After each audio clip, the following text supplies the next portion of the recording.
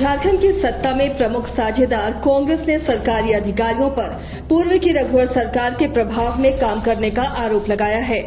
Party के प्रदेश प्रवक्ता आलोक दुबे ने झारखंड एकेडमिक काउंसिल के अध्यक्ष अरविंद प्रसाद सिंह का नाम लेकर कहा कि उनके क्रियाकलाप संदिग्ध हैं।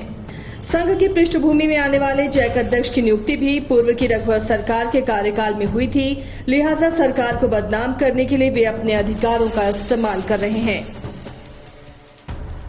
देखिए, बहुत सारे तो नहीं कहेंगे, लेकिन 1-8% अधिकारी अभी भी हैं जो इस मानसिकता से बाहर नहीं आए हैं कि किसी राजनीतिक दल की सरकार नहीं होती। सरकार जब भी होती है तो वो जनता की चुनी हुई सरकार होती। आपका जो प्रसंग पूछने का है, यकीनन जैक अध्यक्ष की पृष्ठभूमि आरएसएस से रही थी। उनकी जो पूरे जीवन रहे हैं वो कहीं न कहीं आरएसएस से जुड़ा रहा है, लेकिन इसके बावजूद हमारी सरकार ने उनके ऊपर में भरोसा किया और आज देखिए माननीय शिक्षा मंत्री जगन्नाथ महतो जी ने उनको प्रोटेक्ट भी किया है। कांग्रेस के अंदर से ये पहली बार नहीं है जब अधिकारियों के कामकाज को लेकर सवाल खड़े किए गए हों। पार्टी के कई विधायक भी आरोप लगाते रहे हैं कि अधिकारी उनकी बात सुनते नहीं हैं। हालांकि राज्य की प्रमुख विपक्षी पार्टी भाजपा कांग्रेस के आरोपों को बेबुनियाद बताती है।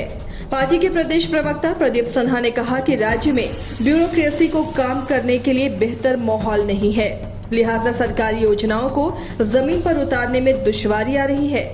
उन्होंने कांग्रेस समेत अन्य घटक दलों से कहा कि पहले वे राज्य का वातावरण बेहतर करें।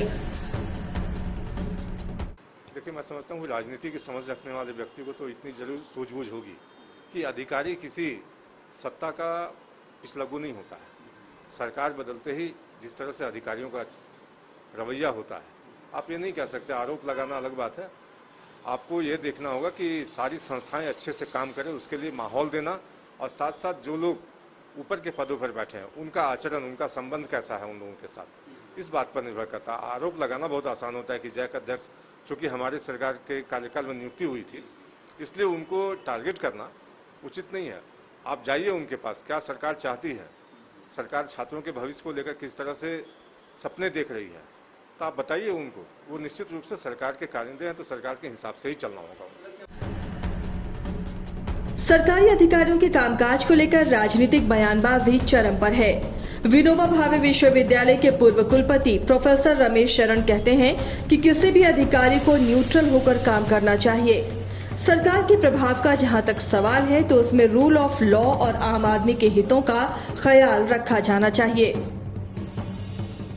देखिए, ये सब तो राजनीतिक जो भी ऑफिसर्स होते हैं या जो भी अध्यक्ष होते हैं इस तरह के, उनको न्यूट्रल होना चाहिए और वो सरकारी इन्फ्लुएंस में काम नहीं करना चाहिए, जो हमको लगता है। तो नेचुरल है कि जो रूलिंग क्लास होगा, अगर उसकी बात नहीं मानी जाती होगी तो ये एलिगेशन आएगा कि वो बनाए थे इसलिए उसके।